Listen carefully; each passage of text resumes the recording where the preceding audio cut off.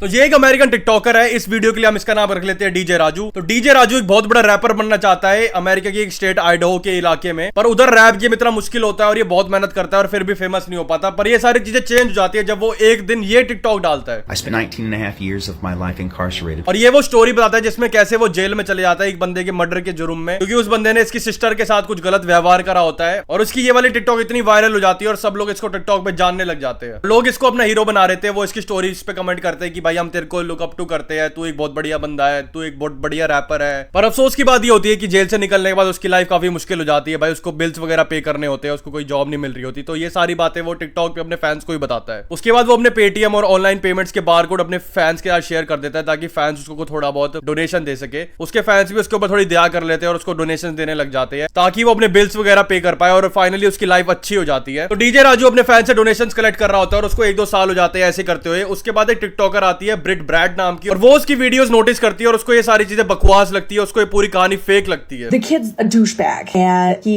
really needs to grow up and admit that he's taking advantage of people. उसके बाद एक और TikToker आता है दानिश नाम का, और उसका काम होता है टिकटॉक पे दूसरे स्कैमर्स को पकड़ना। भाई अपना इंडियन बंदा ही है। और जब वो ब्रिट ब्रैड की वीडियो देखता है डीजे राजू के बारे में तो उसको भी डीजे राजू पे शक होने लग जाता है। तो वो अपनी खोज पड़ताल शुरू कर देता है और इस कहानी की सच्चाई जानने में लग जाता है। और उसको वो सारी की सारी क्रिमिनल रिकॉर्ड्स और फाइल्स मिल जाती है जो डीजे राजू की अगेंस्ट चार्ज करी गई है। और उसमें कहीं पे भी जिक्र नहीं होता मर्डर का और कहीं पे भी जिक्र नहीं होता 19 साल के लाइफ सेंटेंस का। उसके बाद दानिश डीजे राजू को चैलेंज करता है कि वो एक लाइव स्ट्रीम पे आए और उससे बात करे और उसके सारे सवालों के जवाब दे। दानिश की भी एक अच्छी फॉलोइंग होती है सोशल मीडिया पे, तो वो डीजे राजू ये चीज एक्सेप्ट कर लेता है और वो उसके साथ लाइव स्ट्रीम पे बात करने के लिए तैयार हो जाता है। Your crime officially was battery with intent to commit a serious felony and I got bound over to adult. Live stream पे डीजे राजू ये एक्सप्लेन करता है कि ये सारी चीजें तब हुई थी जब वो एक नाबालिग था, तो इस वजह से जो उसके क्रिमिनल चार्जेस है वो कहीं पे पब्लिकली अवेलेबल नहीं है। पर दानिश के पास बहुत अच्छे लिंक्स है और उसके पास भी इन जुवेनाइल रिकॉर्ड्स का एक्सेस नहीं है।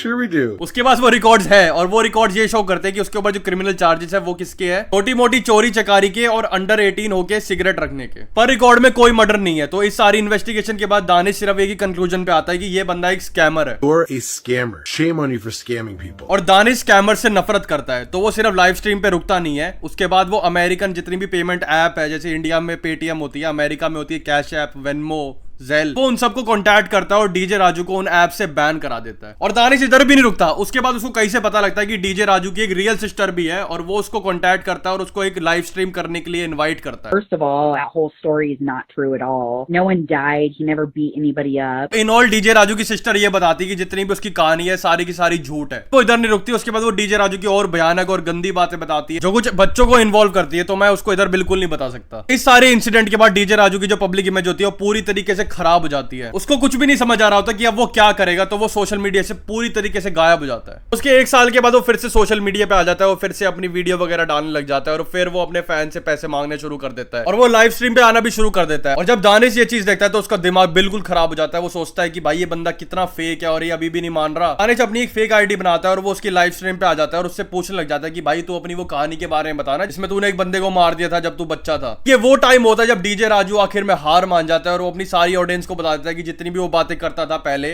वो सब का सब झूठ था। That didn't happen. I wanted to look like a hero, so I made up a story that I unalived the person who abused me and my sister. और हाँ, उसके बाद दानिश उसको फिर से पिन पॉइंट करने लग जाता है सोशल मीडिया पे। There it is. I was right. Most importantly, Coulter Thomas just admitted to a federal crime. Coulter, you committed charity fraud.